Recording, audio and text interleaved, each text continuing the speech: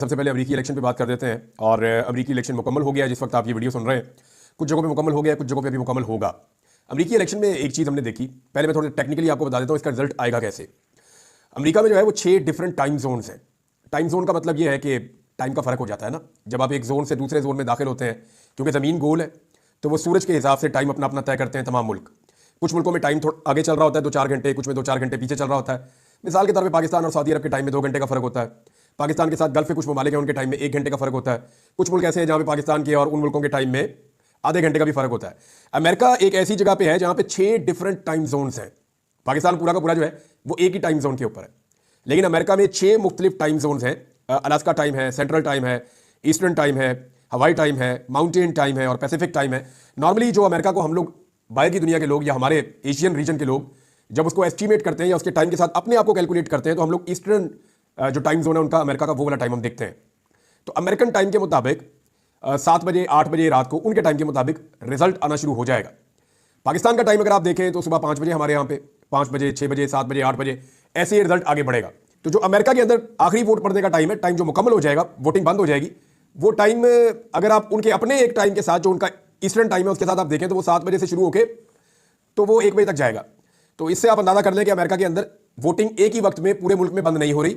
इसके अंदर 5-6 घंटों का फर्क है वोटिंग बंद होने का। इसी तरह जो नतीजे आएंगे वो भी ग्रेजुअली आएंगे। अब वहां पे जो है वो बड़ा ज़बरदस्त सिस्टम है ऑटोमेटिक, तो रिजल्ट ज़रा जल्दी आ जाते हैं। नॉर्मली ये होता है कि अमेरिका में जब इलेक्शन होते हैं तो रात को लोग सोते हैं तो सुबह तक रिजल्ट आ गए होते हैं। तो बहुत बड़ा मुल्क है, बड़ी दूर दूर से भी रिजल्ट आते हैं, कई जगहों से रिजल्ट आने में ज़रा ताखीर भी हो जाती है। तो अमेरिका में 15 रियासतें ऐसी हैं जिनमें एक से ज़्यादा टाइम जोन भी है। मैंने आपको बताया ना पहले 6 टाइम जोन अमेरिका में है, लेकिन अमेरिका की 15 रियासतें ऐसी हैं जिनमें एक से ज़्यादा टाइम जोन है।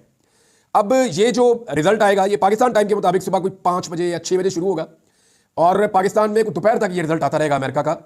दोपहर तक तकरीबन सिचुएशन क्लियर हो जाएगी। देखिए जहां पे डोनाल्ड ट्रंप को जीतना है उन स्टेट में तो डोनाल्ड ट्रंप जो रिपोर्टें आ रही हैं वो तो क्लियरली आगे जा रहे हैं, धड़ाधड़ लोग निकल रहे हैं और नौजवानों की बहुत बड़ी तादाद जो है वो डोनाल्ड ट्रंप को वोट डाल रही है। खवातीन की तादाद जो है वो कुछ कमला हैरिस की तरफ जो है वो राग़िब है। जहां पे रिपब्लिकन्स को जीतना है वहां डोनाल्ड ट्रंप को वोट पड़ रहे हैं, जहां पे डेमोक्रेट्स को जीतना है वहां कमला हैरिस को वोट पड़ रहे हैं। तो वो दोनों तो क्लियर जा रही हैं, वहां कोई किसी किस्म का अपसेट नहीं है। लेकिन जो स्विंग स्टेट्स हैं, कुछ ऐसी रियासतें जहां पे जो नताइज हैं वो फैसला कुन होते हैं और पता चल जाता है कि कौन जीतेगा कौन हारेगा। 270 वोट एक्चुअली इकट्ठे करने हैं, दोनों में से एक जो भी इकट्ठे कर लेगा वो अमेरिकन सदर बन जाएगा।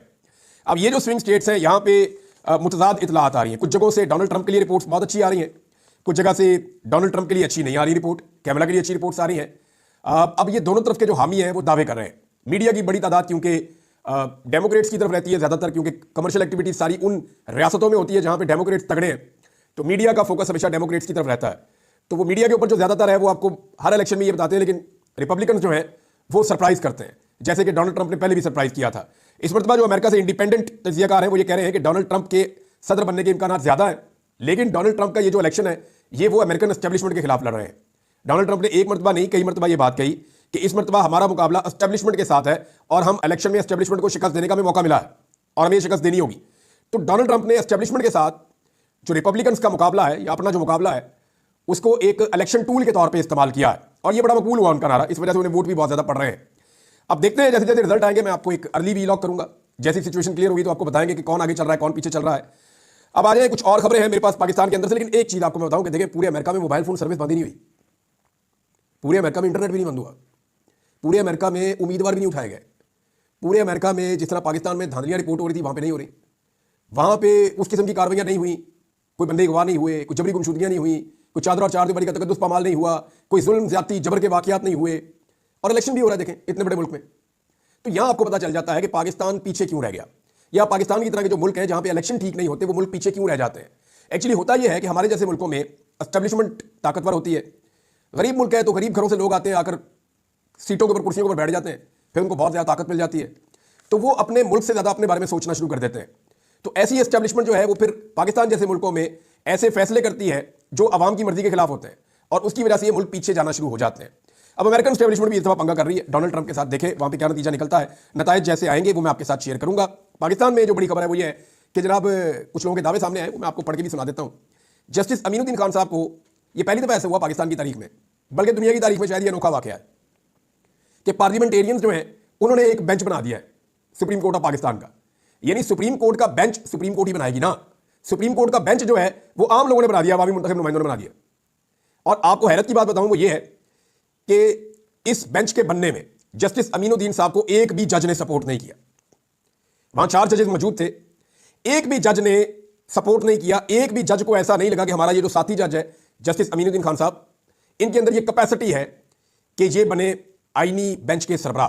तो उन्हें किसी ने वोट नहीं दिया, लेकिन जिस अकेले जज ने उन्हें वोट दिया वो खुद थे। ये नहीं अंदाजा करें, उन्होंने अपनी सीवी खुद ही देखी। ये अबूदर सलमान न्याजी साहब ने इसको ट्वीट भी किया हुआ है। वो ये कह रहे हैं उन्होंने अपनी सीवी का जायजा लेकर खुद ही फैसला किया कि मैं बेहतर हूं इस काम के लिए, तो अपने आप को वोट डाल दिया। तो अपने आप को वोट डाल के वो बन गए सुप्रीम कोर्ट ऑफ पाकिस्तान के आईनी बेंच के सरबराह। और उनके तीनों साथी जजों ने कहा नहीं, ये इस काबिल नहीं है। चीफ जस्टिस ने भी कहा, यानी तीनों साथियों ने आत्म एतमाद का इजहार किया। और उनको बनाने के अंदर फिर किरदार किसने अदा किया? जो लोग जुडिशरी के बाहर से आए हो। यानी अंदर से जुडिशरी को लगता है कि आईनी बेंच का सरबराह जस्टिस अमीनुद्दीन को नहीं होना चाहिए, लेकिन जुडिशरी के बाहर के जो लोग हैं, जो बेनिफिशियरी है सारे खेल के, उन्हें लगता है कि इनको ही बनाना चाहिए। अब लोग ये कह रहे हैं कि जस्टिस अमीनुद्दीन खान साहब जो है वो कादी फायदीसा प्रो मैक्स हो सकते हैं। कुछ लोग तो ये कह रहे हैं कि फैसले जो है वो बाहर बैठ के कादी साहब वर्क फ्रॉम होम करेंगे और वो लिखेंगे और यहाँ पे वो फैसले सुनाए जाएंगे। अब वल्लाह आलम क्या होगा, लेकिन ये जो हुआ है ये अच्छा नहीं हुआ। इसके बारे में कोई अच्छा शगुन नहीं है। वकला भी इसको ऐसे ही बोल रहे हैं। जितने सहाफ़ी काम करते हैं कोर्ट्स में, वो कह रहे हैं जी अच्छी मिसाल कायम नहीं की गई। अब एक चीज़ और है, फवाद चौधरी साहब ने उसकी तरफ निशानदेही की है और ये इंपॉर्टेंट है। देखें, फवाद चौधरी साहब कह रहे हैं कि ये एक अच्छी एग्जाम्पल सेट नहीं की गई, ये जो कोटा सिस्टम वाला मामला किया गया है। ये देखकर इंतहाई अफसोस होता है कि सुप्रीम कोर्ट के बेंचेस को कोटा सिस्टम पर बनाया जा रहा है। ये वफाक को नुकसान पहुंचाने की ये कोशिश के सिवा कुछ नहीं है। आने वाले दिनों में इसके शदीद मनफी असरात देखने को मिलेंगे। देखिए 6-6 से बराबर हो गया था, ये क्लेम कर रहे हैं लोग, जर्नलिस्ट भी ये क्लेम करेंगे 6-6 से बराबर हो गया था मामला। और मैं विश कुमार खान साहब का मैं पढ़ के आपको सुना देता हूं ट्वीट। उन्होंने कहा जी कि जस्टिस अमीनुद्दीन ने आईनी बेंच का सरबराह बनने के लिए खुद को वोट दिया, वरना 6-6 वोट बराबर थे, ये उन्होंने क्लेम किया। अब मामला यह है कि पाकिस्तान तहरीक इंसाफ अगर बार का इलेक्शन ठीक तरीके से लड़ लेती, ये मैं आपको फिर कह रहा हूं, बार का इलेक्शन हुआ, पाकिस्तान तहरीक इंसाफ के पास सुनहरी मौका था कि सुप्रीम कोर्ट बार एसोसिएशन में अपना सदर ले आते। सारा माहौल उनके हक में था, लेकिन चंद दिन पहले ये जागे सो के, और हुकूमत इसके लिए 3-4 महीनों से तैयारी कर रही थी कि उनको आइडिया था कि ये एक वोट उनके बहुत काम आएगा। तहरीक इंसाफ ने इसके ऊपर जोर लगाया नहीं। हालांकि हुआ ये कि हामिद खान साहब की मुखालफत में तहरीक इंसाफ के अंदर कई लोगों ने, शहबाज गिल साहब इसका एतराफ़ कर चुके हैं, वो ये एतराफ़ कर चुके हैं कि हमारे अपने लोगों ने, उन्होंने फवाद चौधरी का नाम लिया, उन्होंने न्याजी साहब हैं मैंने उनका नाम लिया, उन्होंने और लोगों का नाम लिया। शेर अफजल मरवत साहब ने अपने मुंह से कहा कि मेरे पास तो 30-40 वोट थे, मैं चाहता तो वो डलवा देता, मैंने वोट ही नहीं डलवाए, और मैंने इसलिए नहीं डलवाया कि हामिद खान था दूसरी तरफ। तो अगर ये मेहनत करती पाकिस्तान तहरीक इंसाफ, इस बात को समझती और तहरीक इंसाफ इस इलेक्शन को ठीक तरीके से लड़ती, तो ये ऐन मुमकिन था कि आज एक वोट और तहरीक इंसाफ के पास होता और यहां पे सिचुएशन कोई और बन जाती और जस्टिस अमीनुद्दीन जो है वो आईनी बेंच के सरबराह ना बनते। अब जनाब जस्टिस याह्या अफरीदी साहब क्या बन चुके हैं, इसके बारे में अजहर मशवानी साहब ने बड़ा सिंप्लीफाई किया है। मैं वही पढ़ के आपको सुनाऊंगा, क्योंकि बहुत सारे लोग इसके बारे में राय दे रहे हैं कि जस्टिस याह्या अफरीदी साहब की अपनी पावर क्या रह गई है या उनका अपना इख्तियार क्या रह गया है सुप्रीम कोर्ट ऑफ पाकिस्तान में इस आईनी बेंच के बनने के बाद। अब वो ये कह रहे हैं कि चीफ मजिस्ट्रेट याह्या अफरीदी साहब की हैसियत आज आइन के औराक में पकोड़े रख के बेचने की रह गई है। अब वो सिर्फ तलाक, हलाले और जायदादों के फैसले करेंगे, और जिस गैर आईनी बेंच का रास्ता उन्होंने बनाया है वहां हुकूमती बेंच हुकूमती इक़दामात के हुकूमती मंशा के मुताबिक फैसले देंगे। 26वीं आईनी तरमीम का आइन का जनाजा थी, आज आइन की बाकायदा तदफीन हो गई है। अब डिपेंड करता है कि सुप्रीम कोर्ट ऑफ पाकिस्तान में रद्द-ए-अमल क्या आता है। देखिए एक डिसीजन हुआ है 31 तारीख को, और वो ये हुआ है कि फुल कोर्ट सुनेगा 26वीं आईनी तरमीम के मामले को। ये प्रैक्टिस एंड प्रोसीजर कमेटी बैठी थी कानून के मुताबिक, उस कमेटी ने यह फैसला किया था कि इस हफ्ते के अंदर केस लगाया जाएगा, और केस लगाया जाएगा कि 26वीं आईनी तरमीम सही है या गलत है, और ये जो बेंच बनेगा वो पूरा सुप्रीम कोर्ट मिलकर बैठेगा, फुल कोर्ट बैठेगा। ये जनाब फैसला हो गया था और ये होना चाहिए कानून के मुताबिक। लेकिन अब एक नया आईनी बेंच बना दिया गया। सवाल यह है कि एक आईनी तरमीम के नतीजे में एक आईनी बेंच बना है, अब वो आईनी तरमीम गलत करार दी जा रही है, तो क्या बाद में बनने वाला आईनी बेंच उस आईनी तरमीम का केस सुन सकता है? सिंपल, नहीं सुन सकता। वजह यह है कि this is conflict of interest. जो उसके बेनिफिशियरी हैं वो कैसे ही वो केस सुन सकते हैं? जब एक आईनी तरमीम ही गलत है तो उसके नतीजे में बनने वाला जो बेंच है वो उस आईनी तरमीम के सही या गलत होने का फैसला कैसे करेगा? ये जनाब एक बड़ा सवाल है। ख्वाजा आसिफ साहब के हवाले से मैं खबर आपको देता हूं। एक तो इनको झूठ बोलने की बहुत ज्यादा आदत है ख्वाजा साहब को। इस उम्र में भी ना अगर कोई झूठ बोले तो मुझे ऐसा लगता है कि शायद इनको कुदरत की तरफ से कोई बदवा है, या ऐसा लगता है कि कुदरत की तरफ से कोई सजा है कि आप सच बोल ही नहीं सकते। यानी ख्वाजा आसिफ साहब ने नया क्लेम कर दिया कि इमरान खान साहब पाकिस्तान से बाहर जाना चाहते हैं, पाकिस्तान तहरीक इंसाफ इसके लिए रास्ता बना रही है और इमरान खान साहब पाकिस्तान से भागना चाहते हैं। देखिए यही तो ख्वाहिश है सारी की सारी पीडीएम सरकार की और उनके सहूलतकारों की कि इमरान खान साहब किसी दिन हार मान के अस्पताल पहुंचे और वहां से पाकिस्तान से बाहर निकल जाए। ये फार्मूला नवाज शरीफ साहब का, ये फार्मूला बाकी सियासतदानों का। इमरान खान साहब इस फार्मूले पे नहीं आ रहे, और यही सबसे बड़ी ख्वाहिश है, क्योंकि अगर इमरान खान ने ये किया तो उनको एक पॉलिटिकल डैमेज होगा जो इमरान खान नहीं होने दे रहा है। और ये सब चाहते हैं कि इमरान खान को वो वाला पॉलिटिकल डैमेज हो जाए, ताकि इमरान खान साहब के पीछे जो बाकी सारे लोग हैं पाकिस्तान के आम आदमी, वो मजीद मायूस हो जाए और इसी सिस्टम के आगे नौकरी कर ले, सर फेंक के आगे बढ़ता जाए। मुल्क का तो जो हाल इन्होंने करना था वो कर दिया है। ख्वाजा साहब झूठ बोलते हैं, इसकी एक मिसाल मैं आपको देता हूँ, ये मेरे सामने मौजूद है। ये ख्वाजा साहब का एक ट्वीट है, आपको मैं पढ़ के सुनाता हूँ। ये पाकिस्तान के वज़ीर दिफा हैं, कहते हैं कि इमरान खान का टोला कई माह से सैकड़ों टीवी प्रोग्राम्स में कहते रहे कि फ़ायद ईसा का मकसद मुलाजमत में तोसी है, वो अपने वक्त पर रिटायर होकर चला गया। अगर इनमें शर्म और हया होती तो डूब मरने का मुकाम था। जब सारे बेहया एक पार्टी में इकट्ठे हो जाएं तो गैरत दिलाना भी वक्त का ज़िया है। ख्वाजा आसिफ ने कहा यह बात 27 अक्टूबर को, काजी साहब के रिटायरमेंट के 2 दिन बाद। अब आज ख्वाजा आसिफ साहब जो है वो एक प्रोग्राम में बैठे हुए थे और मोहम्मद मालिक साहब वो प्रोग्राम कर रहे थे। उस प्रोग्राम में ख्वाजा आसिफ साहब ने अपना स्टेटमेंट बदल दिया और उन्होंने कहा कि जी जो असली ड्राफ्ट था हमारे पास उसमें चीफ जस्टिस की मुद्दत मुलाजमत बढ़ाई गई थी। ये आज खुद ही अपनी बात को झूठ कह दिया। पहले कह रहे हैं कि जी वो तो रिटायर हो रहा था, देखिए वो चला गया तो इनको डूब मरना चाहिए। अब खुद कह रहे हैं कि नहीं वो सच कह रहे थे, वाकई में एक्सटेंशन का हमारा इरादा था और काजी साहब ने जो सहूलतकारी की है वो तो पूरे पाकिस्तान को पता है। 3-4 तो एमएनए तोड़ के दिए, पीटीआई के वहां से तोड़ के लाके उनको पीएमएलएन में करवाया कि पीटीआई वाले फारिग कर दिए रीकाउंटिंग में और पीएमएलएन वाले जो है वो जितवा दिए। हैरत की बात यह, जब भी रीकाउंटिंग होती है 10 से 15 हज़ार वोट पीटीआई का जाली निकल आता है और कभी किसी रीकाउंटिंग में नून लीग का वोट जाली नहीं निकलता। एक भी सीट पूरे पाकिस्तान में रीकाउंटिंग में पीटीआई के अलावा कोई और फारिग नहीं हुआ।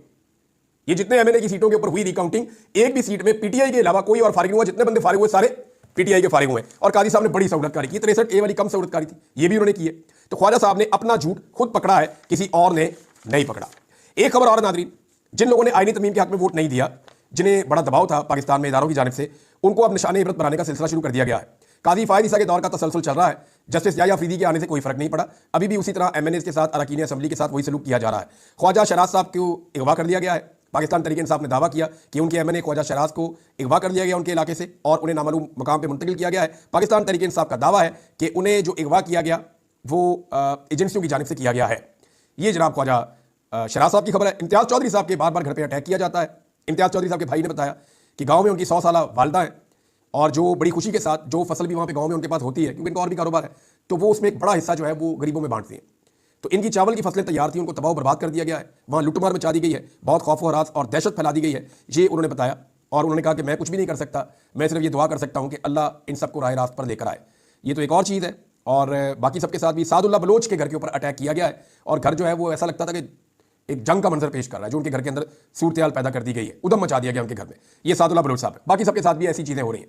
जिन्होंने इदारों का दबाव कबूल नहीं किया या जो लोग ज़बरदस्ती वोट डालने पर आमादा नहीं हुए, उन तमाम लोगों को अब निशाने इबरत बनाया जा रहा है ताकि आइंदा के लिए लोगों को जो है वो इस बात का एहसास रहे कि जब उन्हें कहा जाए तो वो अच्छे बच्चों की तरह वोट डाल दें। तो नाज़रीन, काजी फ़ायद ईसा साहब के दौर का तसलसल तो चल रहा है, वो तो अभी रुका नहीं है। एक खबर और नाज़रीन मैं आपके साथ शेयर करता हूँ। बहुत ये लोग कहते हैं पाकिस्तान में बड़ी इन्वेस्टमेंट आ रही है, बड़ी इन्वेस्टमेंट आ रही है। एक रिपोर्ट है, ये रज़ी ताहिर साहब है जर्नलिस्ट, उन्होंने ये इन्फॉर्मेशन शेयर की है।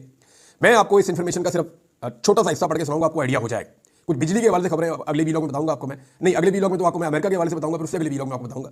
अब 2019 में इमरान खान साहब के दौर में जो बैरूनी सरमायाकारी आई थी पाकिस्तान में वो 2.8 अरब डॉलर थी, लगभग 3 अरब डॉलर के करीब। 2020 में जब कोरोना वायरस था तब जो सरमायाकारी आई थी बाहर से वो 2.06 अरब डॉलर थी। 2021 में जब कोरोना खत्म हुआ तो कुछ और बढ़ गई, तब भी कोरोना ही चल रहा था 2021 में भी, आपको याद होगा अच्छी तरह, वो फिर 2.15 अरब डॉलर हो गई।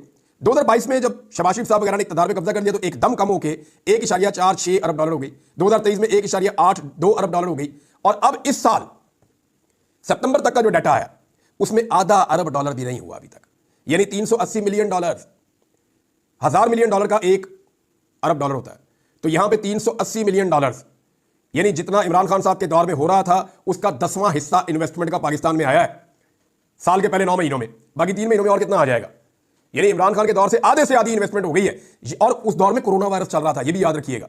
अगर वो कंटिन्यूटी होती तो शायद पाकिस्तान के अंदर सरमायाकारी मजीद बढ़ जाती। बहरहाल इस वीलॉग को यहां पे रोकते हैं, अगले वीलॉग में आपको अमेरिकन इलेक्शन का बताते हैं, जरा थोड़ी सी सूरत हाल वाज़ेह हो जाए। अब तक लेते हैं, अपना ख्याल रखिएगा, अपने चैनल का भी। अल्लाह हाफ़िज़।